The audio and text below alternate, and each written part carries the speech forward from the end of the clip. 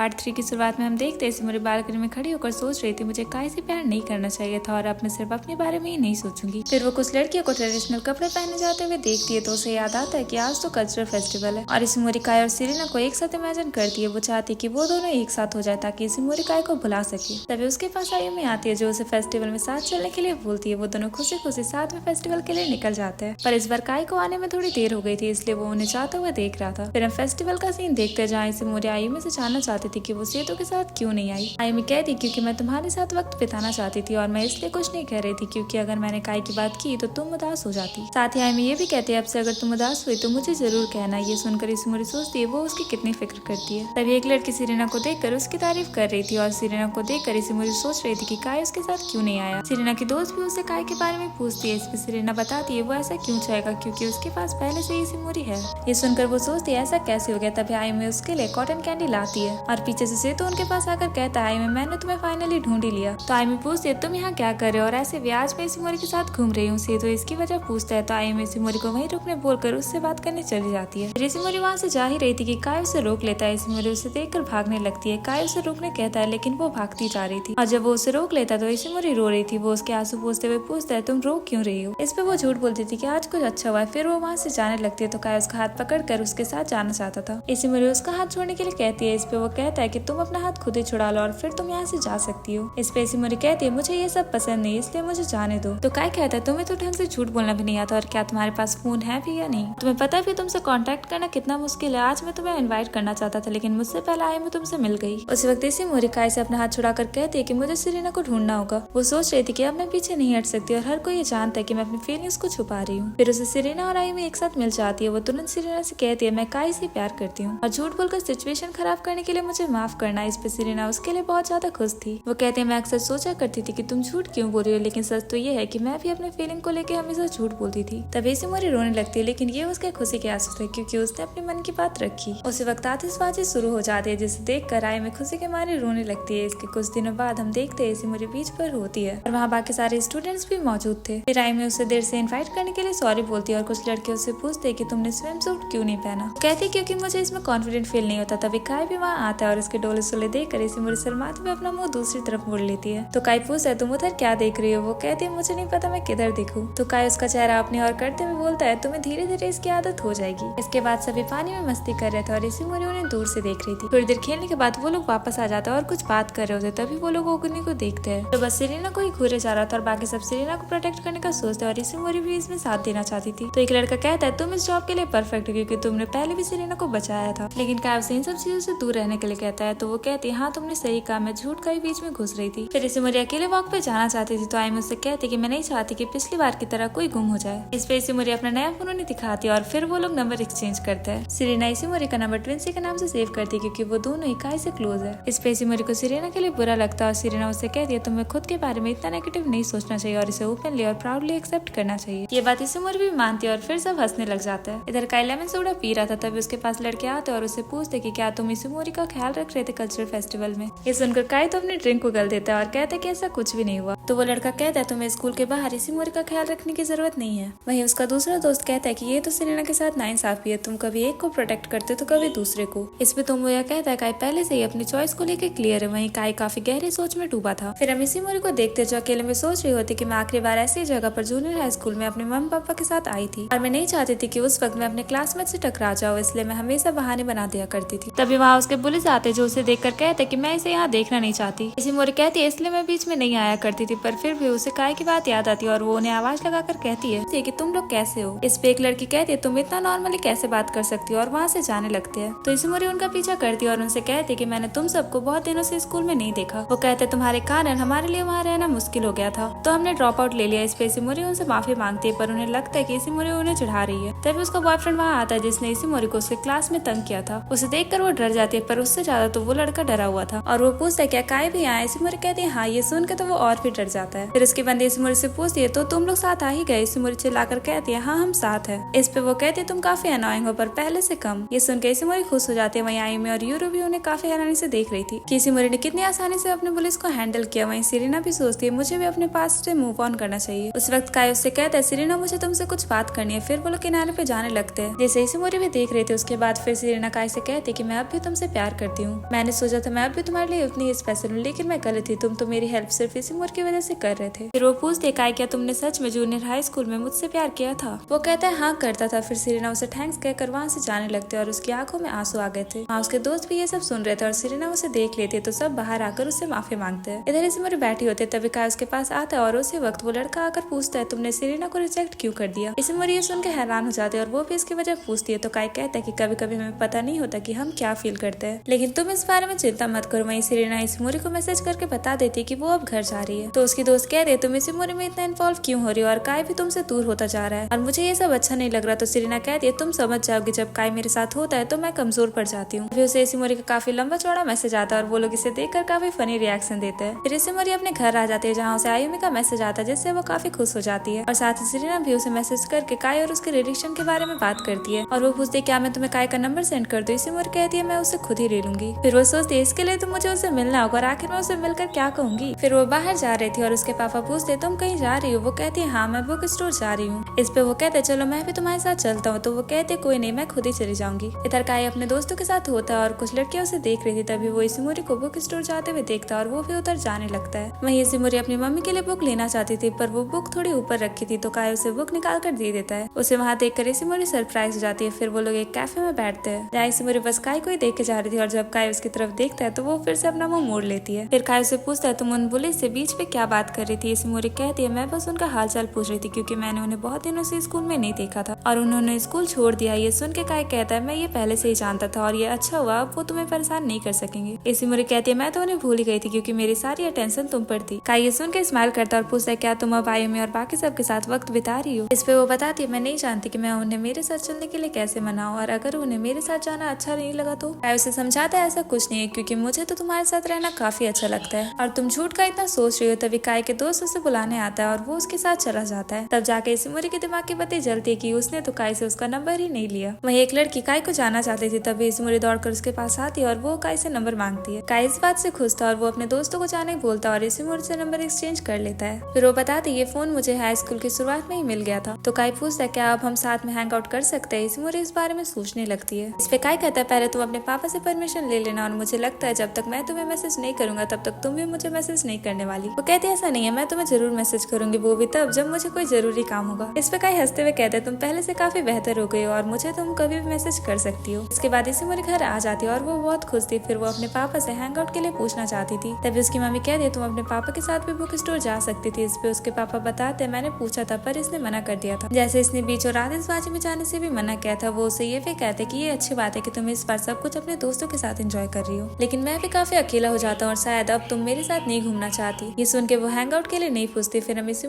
के बचपन के दिन देखते हैं जहाँ कुछ लोग उसके पापा से इसी की तारीफ करते हुए कहते हैं कि वो कितनी शांत और आपकी बात मानने वाली है। उसके पापा इसी का हाथ पकड़ते हुए उसे कहते हैं कि तुम हमारी प्राइड और जॉय हो। एक दिन जब वो फ्रूट्स काटने के लिए चाकू उठाती है तो उसके पापा उसे रोकते हुए कहते हैं कि अगर तुम्हें कुछ हो गया तो हम उदास हो जाएंगे, इसलिए तुम्हें खुद से कुछ करने की जरूरत नहीं है। फिर हम प्रेजेंट का सीन देखते हैं जहाँ इसी अपने पापा को बताती है कि उसे क्लास रिप्रेजेंटेटिव के लिए चुना गया है पर इसके पापा इन सब के लिए मना कर देते हैं और कहते हैं तुम्हारे लिए ये सब संभालना मुश्किल हो जाएगा और तुम्हारे मार्क्स पे भी इसका असर पड़ेगा और मैं तुम्हारे टीचर को समझा दूंगा कि वो किसी और को सिलेक्ट कर ले। इस पे सिमोरी सोचती है 15 सालों से मुझे ऐसे ही प्रोटेक्ट किया जा रहा है। फिर वो समर ब्रेक खत्म होने के बाद स्कूल के लिए निकल जाती है। ये उनका पहला दिन था और आयुमी उसे हक कर लेती है। उसके बाद टीचर क्लास ले रहे थे पर काय अभी तक नहीं आया था तो टीचर बोलते कि वो ऐसे स्कूल क्विट नहीं कर सकता। उसी वक्त वो आकर कहता है कि आप इतनी तेज क्यों चिल्ला रहे हो और इसी को गुड मॉर्निंग बोलता है तो वो ब्लश करने लगती है और एक लड़की पूछती है कि इसकी क्या जरूरत थी। तो वो कहता है कि मुझे ऐसा लगता है कि मैं इसी को गुड मॉर्निंग बोले बिना अपना दिन शुरू नहीं कर सकता। फिर क्लास खत्म होने के बाद वो कराओके जाने का सोचते और इस बार इसी भी उनके साथ थी। वहाँ जाके वो सब जगह एक्सप्लोर कर रही थी तो काय उसे संभल कर रहने बोलता है कि कहीं वो गुम ना हो जाए। काय का चेहरा देखकर इसी पूछते क्या तुम्हें नींद आ रही है? वो कहता है हाँ ऐसा इसलिए क्योंकि मैं तुम्हारे बारे में ही सोच रहा था। ये सुनकर इसी शर्मा जाती है। फिर वो कहता है अरे मैं तो मजाक कर रहा था। तब बाकी सभी वहाँ आ जाते और वो सेंसी स्कूल के 2 लड़कियों को देखते जिसके टीचर उन्हें डांट रहे थे क्योंकि वो कराओके नहीं जा सकते थे। फिर आयुमी बताते कि सेंसी स्कूल के रूल्स काफी स्ट्रिक्ट है। वो ये भी कहते हैं कि अच्छा इसी उस स्कूल नहीं गई थी। ये सुन के उसे अपने पापा की बात याद आती है जो उसे हमेशा से सेंसी स्कूल ही भेजना चाहते थे क्योंकि वहाँ सिर्फ लड़कियां ही पढ़ती थी। लेकिन जब इसी ने आंसर शीट पर कुछ नहीं लिखा तो उसके पापा उससे गुस्सा हो गए थे और कोई ऑप्शन ना होने के कारण उन्हें इसी को हाजी मित्सु स्कूल भेजना पड़ा। अब इसी के पापा कराओके के पास से जा रहे थे और वायुमी और सेतो को देखते हैं। उनका दोस्त बताता है हाजी मित्सु स्कूल के रूल्स काफी अच्छे नहीं है और सब स्कूल में से उनका रेपुटेशन सबसे कम है। इस पे इसी के पापा बताते हैं कि मेरी बेटी यही पढ़ती है जिसपे वो सॉरी बोलता है और तभी इसी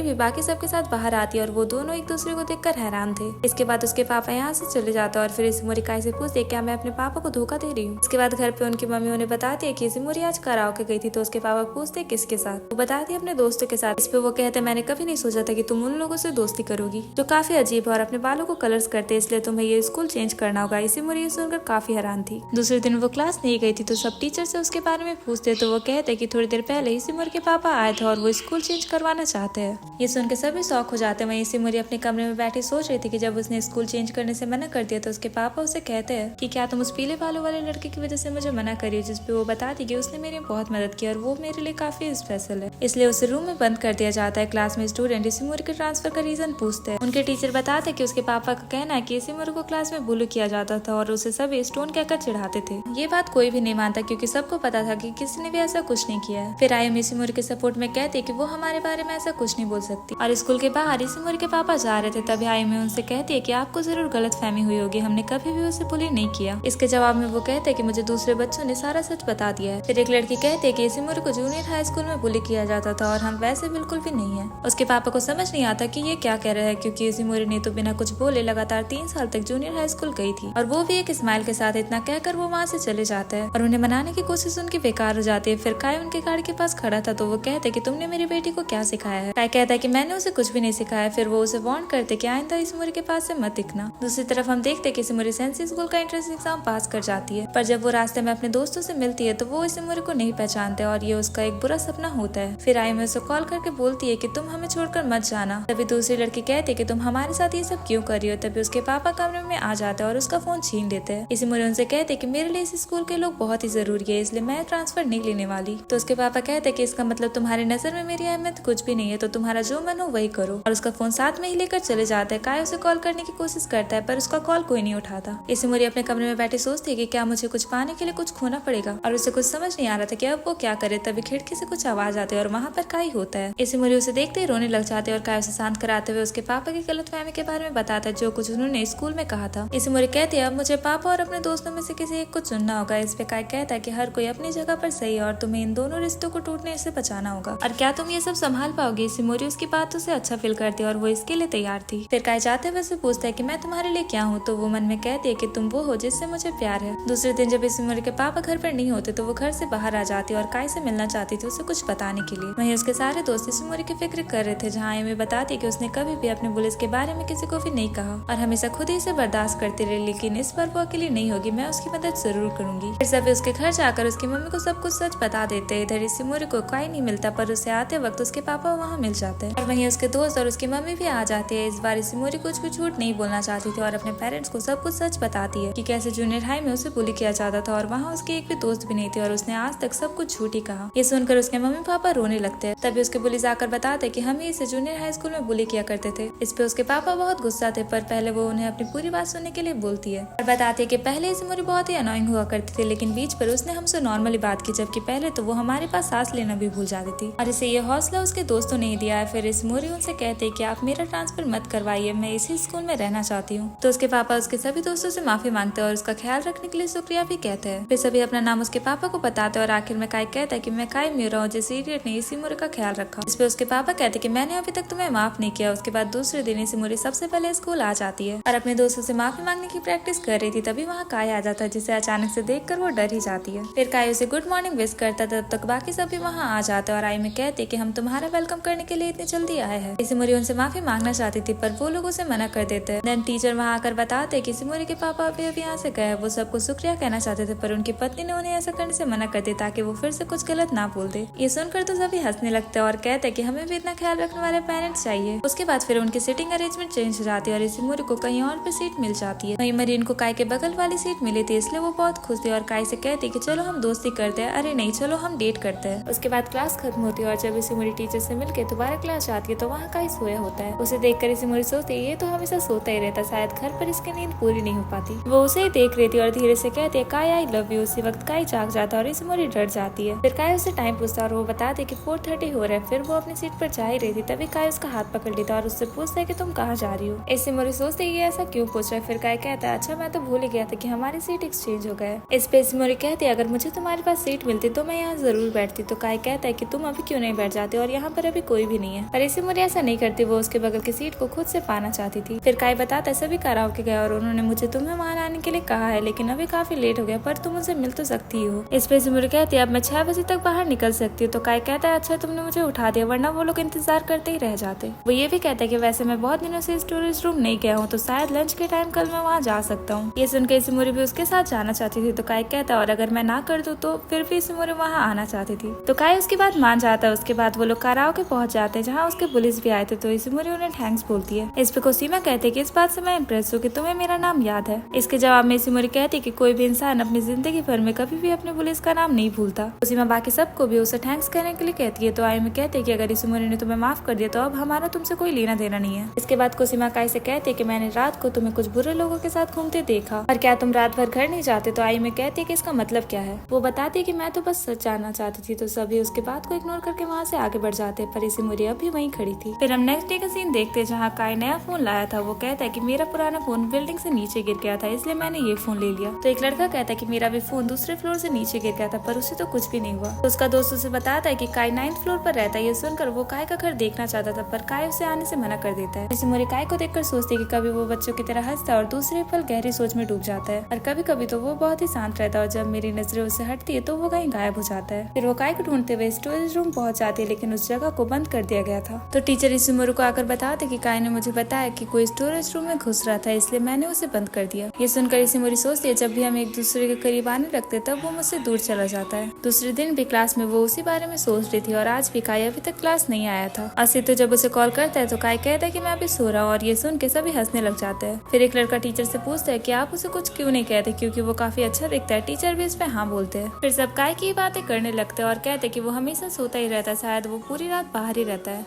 उन्हें लगता है कि वो उनसे कुछ छुपा रहा है। फिर एक लड़की सेतो से पूछते तुम और आयुमी तो काई के बहुत ही अच्छे दोस्त हो, तो क्या तुम्हें भी इस बारे में कुछ नहीं पता? और सेतो को भी इस बारे में कुछ भी नहीं पता था। उसके बाद इसिमोरी फिर से स्टोरेज रूम के बाहर आई थी और उसके दिमाग में बस काई ही चल रहा था। तभी काई वहाँ आता और कहता है कि मेरी एक चीज स्टोरेज रूम में ही छूट गई थी। फिर वो दरवाजा खोलते हुए इसिमोरी से कहता है तुमने गौर नहीं किया कि इसका लॉक खुला हुआ है? इसिमोरी से पूछते क्या तुम्हें सोने के लिए कोई नई जगह मिल गई है? वो कहता है कि अभी तक नहीं। फिर वो पूछती तुमने इस जगह के बारे में टीचर को क्यों बताया? इसके जवाब में काई कहता है कि ये जगह काफी गंदी हो गई थी। ये सुनने के बाद इसिमोरी को लगता है कि काई उससे दूर होना चाहता है, और जाने से पहले वो ये कहकर जाता है कि अब से दोबारा तुम लेमन सोडा की बोतल को मत ढूंढना। इससे इसिमोरी को यकीन हो जाता है कि वो दूर जाना चाहता है। लंच ब्रेक के टाइम इसिमोरी अपने दोस्तों से पूछती कि क्या काई आजकल कुछ अलग बिहेव कर रहा है। तो आयुमी पूछते क्या कुछ हुआ है? तो इसिमोरी कहती है नहीं। फिर सेरेना बताती कि काई ऐसा ही, वो हर चीज में नहीं बोलता। आयुमी बताती है जब उन्होंने काई से बाल कलर करने का रीजन पूछा तो उसने कुछ नहीं कहा था, और जब भी हम उसे बताने के लिए जिद करते तो वो मुंह बनाने लगता है। सेरेना कहती है काई की पर्सनैलिटी किसी हीरो की तरह, पर उसकी मन की बात जानना मुश्किल है। जब इसिमोरी काई को खिड़की से देखती है तो वो काफी उदास दिख रहा था। इसके बाद जब काई क्लास में बैठा हुआ था तो इसिमोरी उससे कहती है कि मैं तुम्हें और भी ज्यादा जानना चाहती हूँ, और तुरंत भागते हुए चली जाती है। और इधर काई हैरान रह जाता है। फिर इसिमोरी सोच रही थी कि अगर वो मुझे खुद से नहीं बताएगा अपने बारे में तो मैं खुद ही पता लगा लूंगी। फिर शाम को इसिमोरी काई का पता लगाने निकलती है और काई अपने जॉब में होता है। इधर इसिमोरी को कुछ लड़के बुलाते हैं, और इधर काई का साथी आकर बताता है कि एक लड़की तुम्हें ढूंढते हुए यहाँ आई थी। तो काई तुरंत उसे ढूंढने चला जाता है। वहीं कुछ लड़के इसिमोरी को जबरदस्ती कार में बैठा रहे थे। फिर वो उसे देखकर बात कर रहे थे कि काई के पीछे कुछ ज्यादा ही लड़कियां लगी हुई है। फिर एक लड़का इसिमोरी से कहता है क्यों ना तुम उसकी जगह मेरे जीएफ बन जाओ। तभी काई भी वहाँ आ जाता है। तो वो लड़का इसिमोरी का हाथ पकड़कर कहता है कि ये लड़की तुम हमें क्यों नहीं देते थे? तो काई उसका गला पकड़ लेता और कहता है सर प्लीज इसे जाने दीजिए। और वो अपना गुस्सा इसलिए कंट्रोल कर रहा था क्योंकि वो अभी काम पर था। फिर वो इसिमोरी का हाथ पकड़कर वहाँ से दूर भाग जाता है। इसिमोरी को लगता है कि काई जरूर मुझ पर गुस्सा होगा, लेकिन काई तो उल्टा हंसने लगता है और कहता है कि तुम मेरी स्टॉकर कब से बन गई? मुझे लगा था कि तुम समझ जाओगे, और चलो हम थोड़ा डिस्टेंस मेंटेन करते हैं। इस पे इसिमोरी इसका एक्सप्लेनेशन मांगती है। तो काई कहता है कि तुम मुझे किस तरह का इंसान समझती हो? इस पे वो कहती है मैं तुम्हें रिस्पॉन्सिबल, लोगों का ख्याल रखने वाला, काइंड और कूल समझती हूँ। तो काई कहता है तुम्हारे इस भरोसे के कारण मुझे हर्ट होता है। फिर भी इसिमोरी कहती है कभी कभार तो मुझे ऐसा लगता है कि तुम्हारे ऊपर बहुत ज्यादा बोझ है और तुम काफी सेंसिटिव भी हो। ये सुनकर काई को सोचने लगता है। दूसरे दिन इसिमोरी काई को फेस करने में काफी नर्वस होती है। तभी काई क्लास में आता है और उन दोनों की नजर आपस में टकराती है। फिर एक लड़का एक फोटो दिखाते हुए पूछता है क्या तुम कहीं काम करते हो? फिर मरीन भी उससे पूछती है क्या इसिमोरी तुम्हारे जॉब के बारे में पहले से ही जानती है, और आखिर इसका काई से क्या रिश्ता है? फिर काई सबको बताता है कि मैं एक पार्ट टाइम जॉब करता हूँ, और ये बात उन्हें ना बताने के लिए वो माफी भी मांगता है। फिर काई इसिमोरी को लेकर कहीं जाने लगता है और वो सोचती है कि आखिर हमारा रिश्ता क्या है। फिर इसिमोरी बंद जगह के आगे नहीं जाती, पर काई उसे अंदर आने कहता है। फिर वो दोनों टेरेस पे होते हैं और पार्ट 3 यहीं खत्म होता है। Thanks for watching and bye bye.